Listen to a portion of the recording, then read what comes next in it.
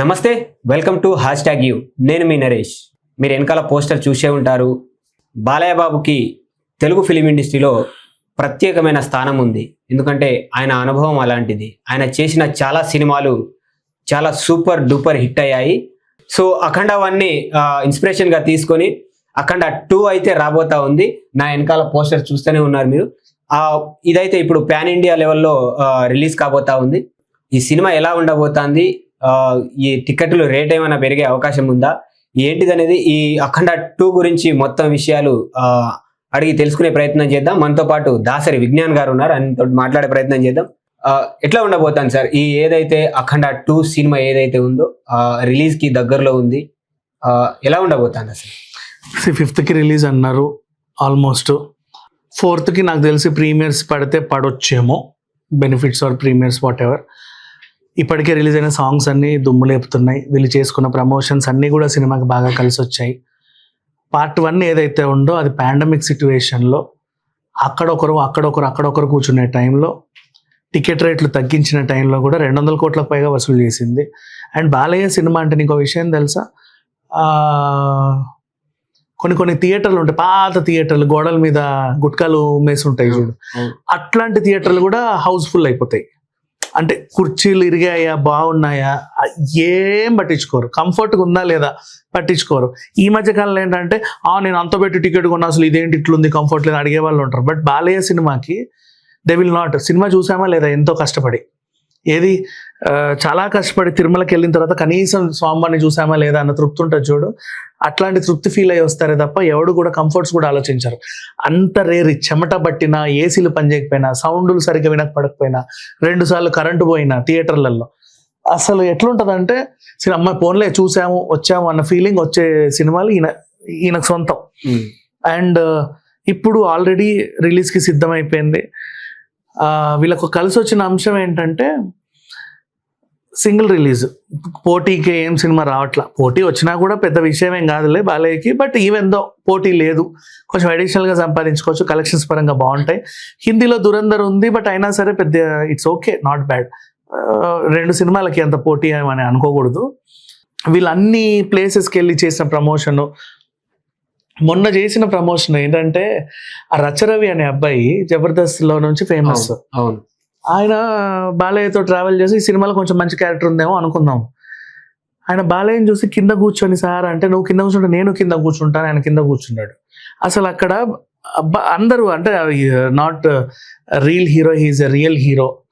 మనకు ఉన్నారు నాగార్జున గారు, వెంకటేష్ గారు, బాలయ్య గారు, శ్రీకాంత్ గారు, రాజేంద్ర ప్రసాద్ గారు, మోహన్ బాబు గారు, రాజశేఖర్ గారు, సాయి కుమార్ గారు, ఇట్లా సీనియర్ హీరోలు చాలా మంది ఉన్నారు. బట్ ఇట్లా డౌన్ టు ఎర్త్ వీళ్ళందరూ కూడా, వీళ్ళు ఇప్పుడు నేను చెప్పిన వాళ్ళందరూ కూడా డౌన్ టు ఎర్త్ పీపుల్. ఇంకా బాలయ్య కూడా, మనకు మంచి హీరోలు ఉన్నారు ఇండస్ట్రీలో చెప్పాలి అంటే.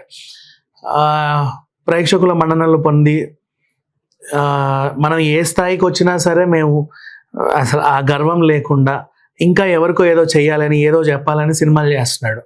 భగవత్ కేసరి సినిమాల్లో ఆ చిన్న పిల్లలను ఉద్దేశించి ఒక మంచి మెసేజ్ ఇచ్చాడు. దీని ద్వారా, ఈ సినిమా ద్వారా చిన్నపిల్లల నుంచి పెద్దవాళ్ళ వరకు సనాతన ధర్మాన్ని చాలా దగ్గరగా రీచ్ చేయాలని చాలా ఉబలాట పడ్డాడు. And I think he will reach that. తర్వాత మనకి ఇప్పటిదాకా రిలీజ్ అయినవన్నీ కూడా పెద్ద హిట్. ఇప్పుడు ఈ కోంబో ఉంది కదా, బోయపాటి, బాలయ్య అండ్ తమన్, వీళ్ళు ఏం చేసినా హిట్టే. కొంతమందికి అట్లా రేర్ గా సెట్ అవుతా ఉంటాయి.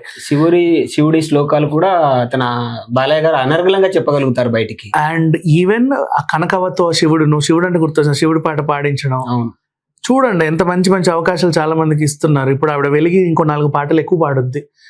ఇది ఇప్పటి వరకు 10 పైసలు వస్తే ఇంకో 10 పైసలు ఎక్స్ట్రా వస్తుంది. ఏ వయసు అయినా సరే తనంటూ బాగుపడేలాగా ఒక చిన్న సహాయం. సో అట్లా చూసుకుంటా. ఈవెన్ రచరవి లాంటి వాళ్ళకి బాలయ్య పక్కన పెట్టుకొని ఆయనతో కింద కూర్చొని ఆయన్ని కూడా హైలైట్ చేయడం, ఆయనకు కూడా కొన్ని 4-5 అవకాశాలు ఎక్కువ వస్తాయి సినిమా తర్వాత. ప్రతి ఒక్కరికి ఇప్పుడు బాలయ్య సినిమాలో చేసామంటే తర్వాత 10 అవకాశాలు రావాలి వాళ్ళకి కూడా.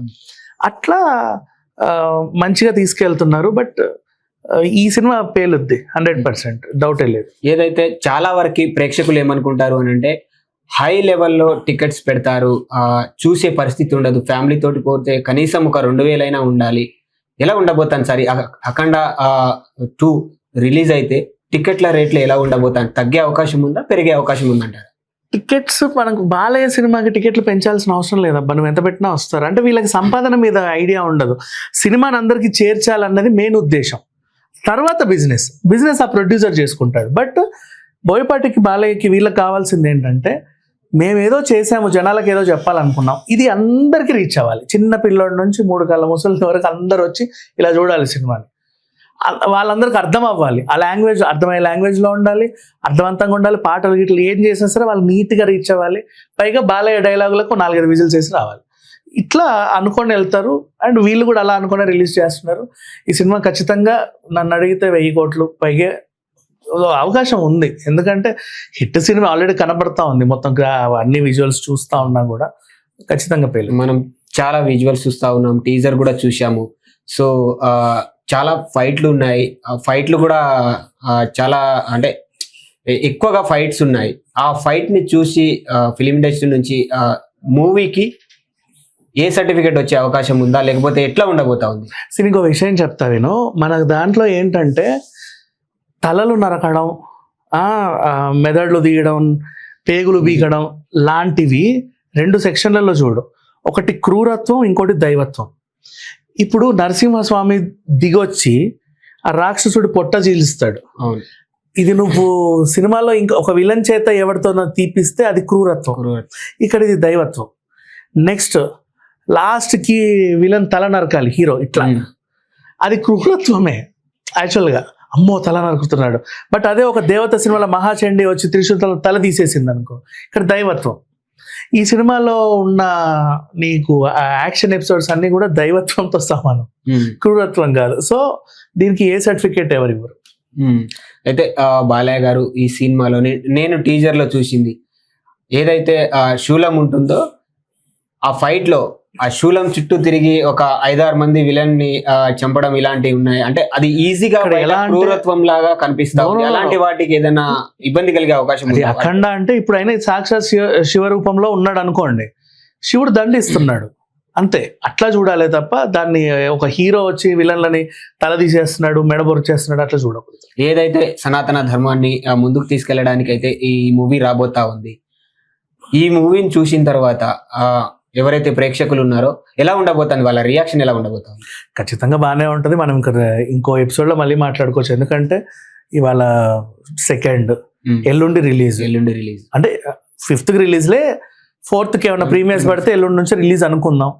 రిలీజ్ రోజు మళ్ళీ రివ్యూ చెప్పుకుందాం. సో చూశారు కదండి, బాలయ్య తీసిన అఖండ 2 ఏదైతే ఉందో దాని గురించి మన దాసరి విజ్ఞాన్ గారు చెప్పిన మాటల్లో. మరిన్ని వీడియోస్ కోసం చూస్తూనే ఉండండి #you.